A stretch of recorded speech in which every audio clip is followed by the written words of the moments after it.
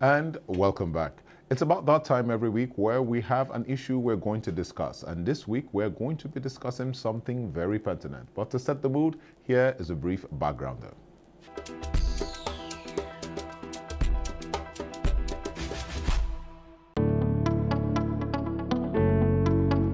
The overall objective of the African Continental Free Trade Area AfCFTA agreement is to create a single continental market, which in turn becomes the world's largest free trade area, bringing together the 55 countries of the African Union with a population of about 1.3 billion people and a combined GDP of approximately 3.4 trillion US dollars. Nigeria has signed and ratified the agreement, and with the establishment of the National Action Committee (NAC) on AfCFTA, headed by Francis Anatogo, a clear framework on the implementation and domestication of the agreement was affirmed. You will realize that most of the comments that were raised were bordered on regulations, and if you look at the document... This gathering in Lagos, southwest Nigeria, comprises of stakeholders and partners such as the United Nations Economic Commission for Africa, UNECA. Now we have brought together about 200 people here from all various sectors and background, private sector, government, services, goods, manufacturers. Everybody's here. Now they are now unpacking the strategy. The strategy is organized around 7 pillars. Those 7 pillars reflect the priorities of Nigeria, reflect the ambition to at least double, in under 10 years, double the volume of trade of Nigeria, and in fact increase exports. The mandate at this meeting were to design and validate Nigeria's implementation strategy of the AfCFTA and enrich the existing trade policy for the next 4 years with eventual approval by the Federal Executive Council. So part of the strategy is an institutional coordination framework that will be charged with making sure that this strategy is taken forward, that the MDAs, the specific MDAs, understand their roles and can see clearly how what they are doing can translate to that export for Nigeria. But this is something that we need, not just because of AfCFTA, but if we have to get away from the issues of scarcity of forests, the issues of unemployment and all of that, this is something that we must do. We do not have a choice. AfCFTA is a platform. It's not the only platform. We are focused on export to Africa, but there's export to the rest of the world. The deliberations were rich and diverse with representation from various trade associations, ministries, departments, and agencies of government in attendance.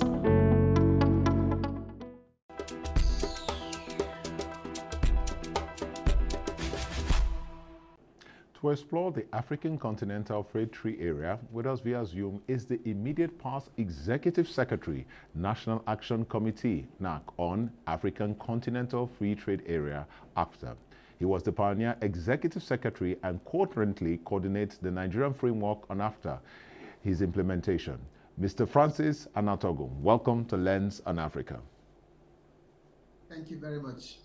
It's good to have you on the show, sir. I'm going to start. First of all, what exactly is this and how did it come about? Okay, thank you. Like you started off with, it's about trade. It's about trade among African countries. It's about collectively as a community raising ourselves out of poverty, taking our destiny in our own hands through trade. And obviously, through trade, you create prosperity. You can't trade unless you produce something, so you have to produce. And with production means you create employment. So in a nutshell, the AfCFTA is about creating that platform for Africans to trade among themselves and improve and grow prosperity and reduce unemployment, which we sorely need in Africa. Interesting. So the next thing I'm going to be asking you is, all right, now that this has been signed and we're going to get about it, what's the next step? Nigeria and other African countries have signed up. What's the next step for us? So what has happened is that there is a strategy, it's a draft strategy that has been developed, and it shows clearly what needs to be done by various stakeholders. What's important to note is that you need every government agency, every economic actor has a part to play in implementing the AFCFTA. And what that strategy document has done is outline what each party needs to do. Of course, to give it the authority it needs to be approved by the executive, so that the relevant government agencies can get to work on them. And of course, as well, the private sector, seeing what is in there, need to take steps to make sure that the investments come in, the production come in. They also should start looking at what other African countries need. And which country can they play at? Where do they need to expand to? Where do they need to get partners or customers? So that is one of the things that need to happen. A parallel thing that also needs to happen, and it is work in progress, is having the liberalization take place within Nigeria. Of course, the key pillar of the AFCFTA is that liberalization. So there are some administrative steps that the Nigerian government needs to take to give legal backing for that to happen, and that is work in progress. So once that happens, then trade can start for businesses in Nigeria, just like it has started for 8 other African countries. Okay, quite interesting. I'm going to ask now, what are the specific benefits? On paper, it looks good. It looks good, a good policy for Africa as a whole. What are the specific benefits for member countries? So it's about a bigger market, and potentially, in some cases, even more lucrative. So with liberalization, if, for instance, a product that you produce will be liberalized by a country A. Let's say today the import duty is 20%, and with AFCFTA it goes down to 0. Okay. So just because you're part of AFCFTA, you're going to have 20% shaved off of the cost or the price of your product. That's number one. Number two is it's about value chain. So if you think about it, you get inputs to produce what you produce, and then you sell. So it's not only the products that will benefit from the liberalization, even the raw materials will benefit. The third benefit is that it's the regional value chain effect. So, and I give the example, maybe today, if you take the example of a car, okay, you want to export a full car to Africa, but we also have the opportunity to export components. Okay. So whereas we may not have the capacity to export full cars, but we have capacities in components, batteries, and others, tires, and so on. And so there are opportunities across the board for products as well as for services. The last part, especially for services, is that already Nigerian businesses are operating in a number of African countries. It sets out the rules. It tries to break down the non-tariff barriers that they experience and they complain about. So with AFCFTA, the rules are clearer. The governments of the African countries will go on to harmonize policies, so the environment will become easier. The playing field will become more and more level. All right, this sounds very interesting. It sounds like a policy, a haven, so to speak, a beautiful idea. But practically, isn't this going to cause many other smaller businesses in member countries to run aground who can compete with some of the more established companies? For example, let's take something like tomato puree. One country has, more advanced machinery, is already doing very well in that area. A smaller country is trying to build its market and grow in that area. With the markets open, these other bigger companies have access, and they no longer have some of the barriers that will enable the smaller companies in the local country grow. Aren't we going to have a lot of this? Are we going to have companies closing down? Isn't this going to eventually end up being something the people are going to revolt against because of adverse economic conditions? Okay, so first of all, countries chose what they want to liberalize. Okay. And they chose what they want to liberalize based on their strengths and their priorities. Okay. That's number one.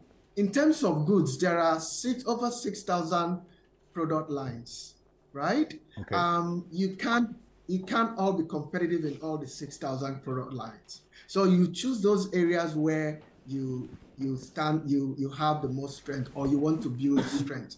And then you build skill in those areas. So so that's what needs to happen. So if you say, tomato puree, there's a lot of work in Nigeria to develop that capacity, right? Yeah. So if we develop that capacity, and there are other African countries that need tomato puree, then we will sell them. So that's what needs to happen. So, and talking about the small businesses, there are two things to think about now. The key word is competitiveness, and competitiveness comes with one key element of competitiveness is skill.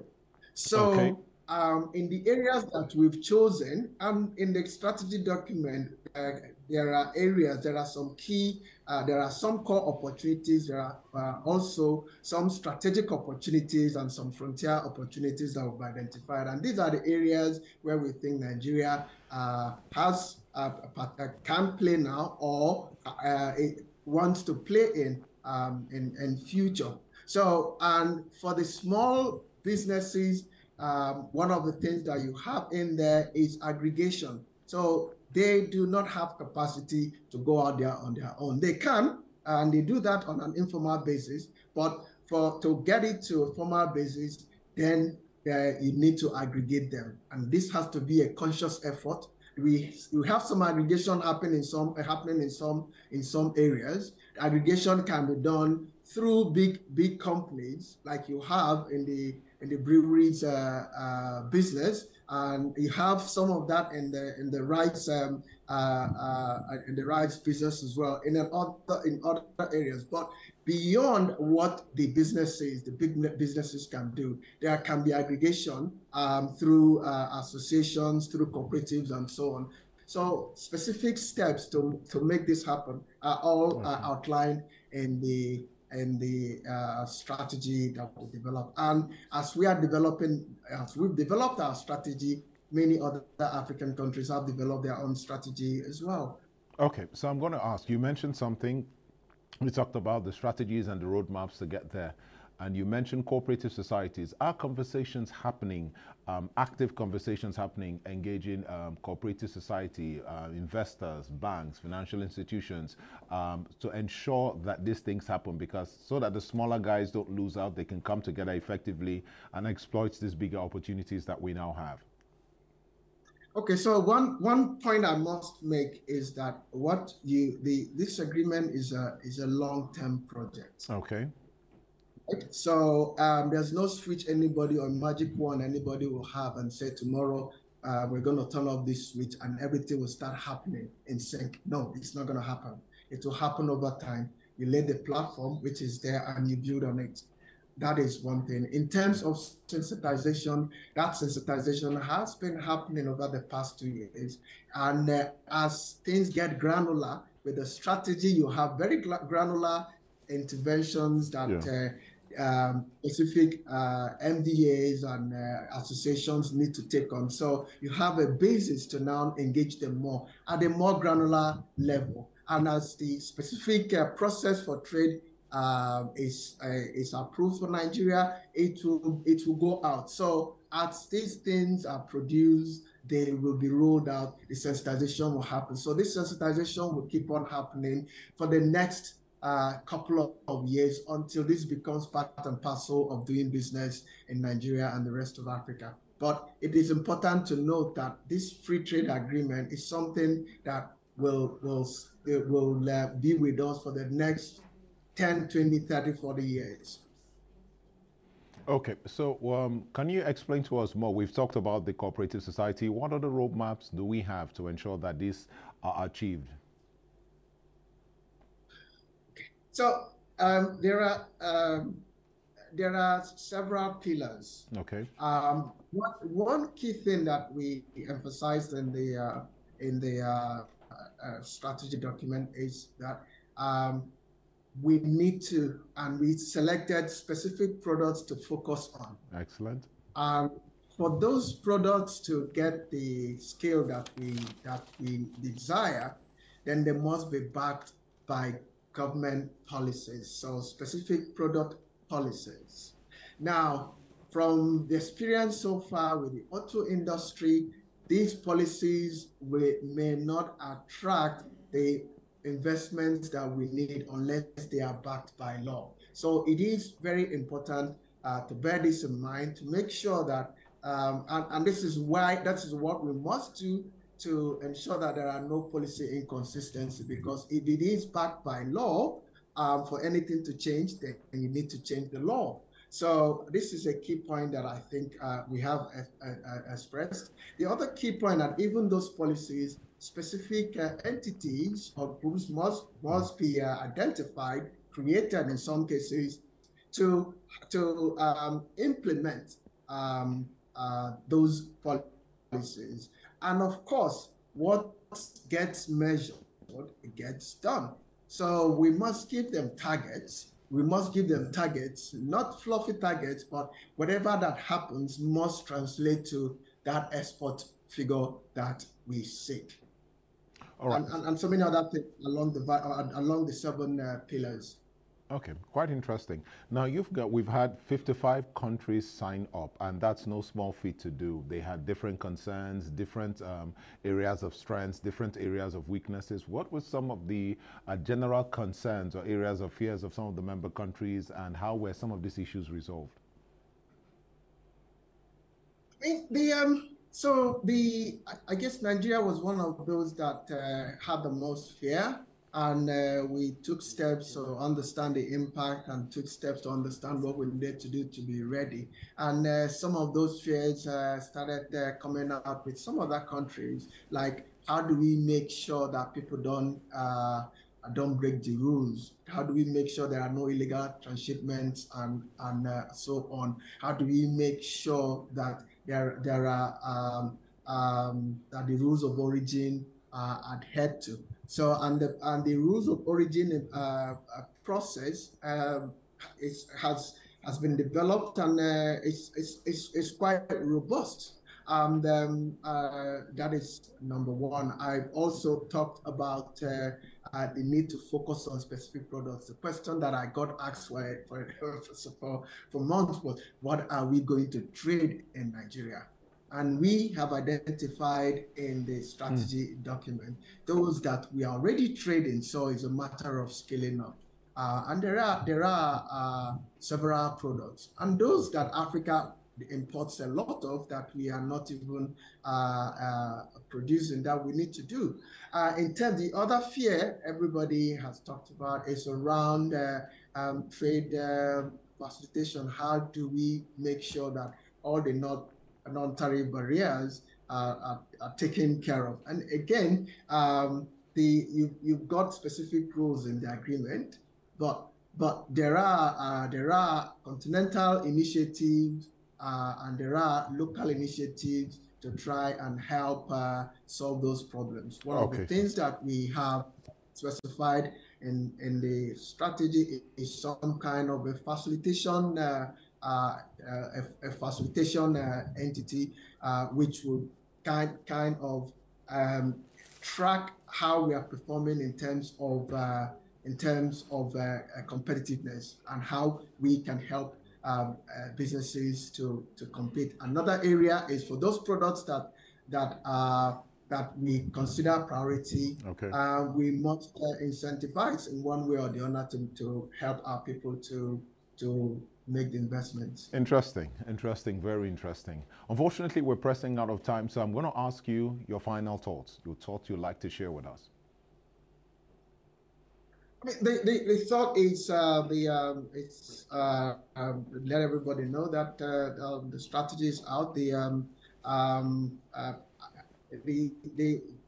key thing is for every business to go out there, look at what Africa has to offer.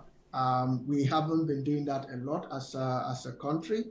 We have a big market and we focused on it, but there are, in some cases, even more lucrative opportunities in Africa. Besides that, if you trade in Africa, you're expanding beyond your local market. You're getting around some of the forex constraints that businesses face today. So my charge to everyone is to look out, understand what AFCFTA is, and look out and see how your business can benefit from it. Mr. Francis Anataogo, thank you very much. He's been our guest. He is the coordinator, Nigerian's Framework on African Continental Free Trade Area Implementation. Thank you very much for having us. It's been a pleasure. Thank you very much.